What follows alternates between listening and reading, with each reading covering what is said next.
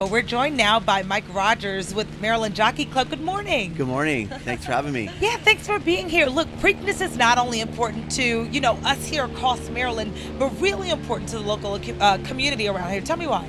Well, I could tell you a story that just happened the other day. We had our normal credentials that were shipped and they got lost in transit. So our stress went through the roof and someone reached out to a local copying company, and the gentleman that owned the company literally stopped his presses.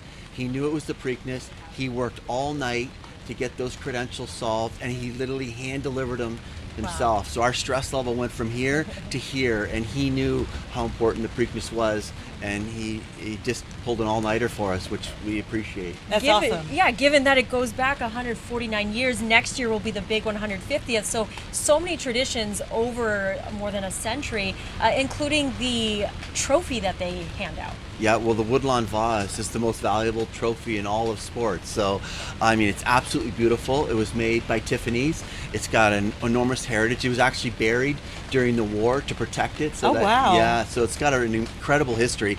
Believe it, under my watch, I sometimes am very nervous about. Oh, yes, I would just be when nervous when it's under my watch, I'm always very. The official one is here. It's here, but yeah. Then whoever wins, they take home a replica. That's correct. Yeah. We make a very nice replica too. Yeah, An expensive replica. An expensive replica as well, but the original. And they get stays. to keep it? They get to keep wow, it. Yes. That's Look, special. there's such a culture around Preakness, right? How did that start? When it became with the hats and the fashion. Yeah, I mean, I think it goes back to the 149 tradition. Everyone came back then. Everyone came to the races dressed in the beautiful hats and dresses and suits and ties, and I think that tradition has continued now. You don't necessarily see that in the day-to-day racing, but the big races, it's still there, and I love seeing when everyone's dressed up. The excitement is definitely a little bit more elevated. Absolutely. Now, are you allowed to say any horses that you're especially excited about today? Well, I like to be part of history, so Okay. I know Mystic Dan is on his way to try to make history here. So I'm going to hopefully cheer for him and be a part of that history.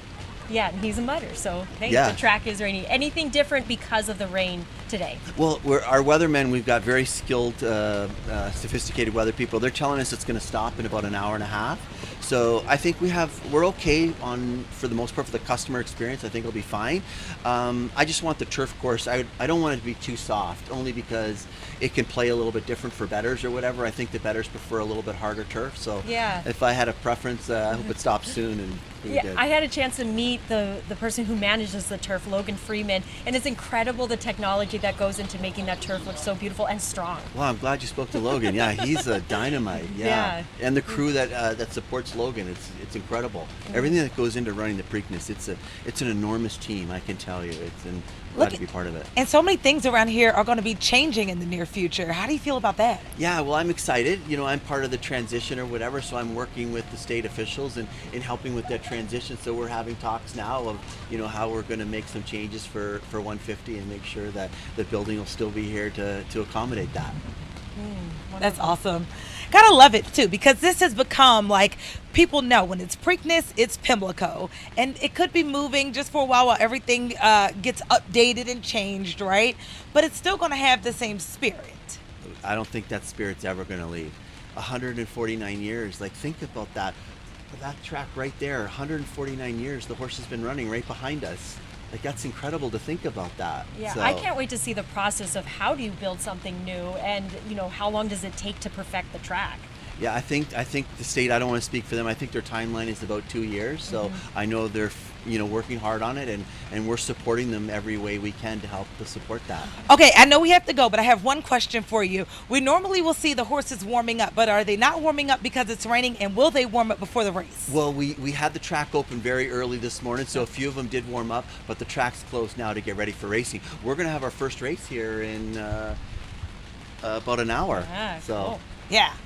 So will they get to warm up before? Oh yes, so when they saddle, they come out and they'll warm up before each race. Yes, that will continue this as normal, even when the track is. Actually, this track is not too bad. It can handle more rain than most people think, so it's going to be good. Well, thank you so much for joining us this morning. Thank you for having me.